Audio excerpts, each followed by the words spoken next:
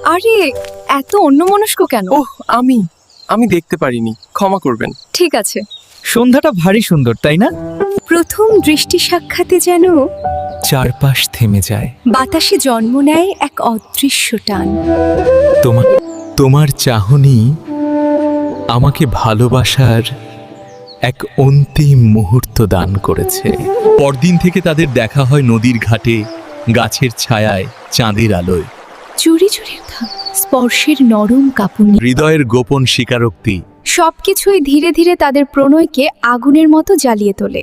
এই কথোপকথনগুলো যখন তারা জানি না তোমার মধ্যে কি আছে। তারা আমাদের মানবে না, আমার পরিবার, আমরা কি করব? আমার কথা শোনো, যাই হোক না কেন আমি তোমাকে কখনো ছেড়ে যাব না। আমরা একসাথে আছি। দেখলে, আমরা একে অপরকে ছাড়িনি। এত বড় ঝড়, তুমি এসেছো। আসতে হলো মাধবী, এই ঝড় তো শুধু বাইরের নয়, আমার ভেতরেরও। সব ভুলে যাও রতন, সমাজ, বাধা, সব। আজকে আমরা এক হতে পারছি।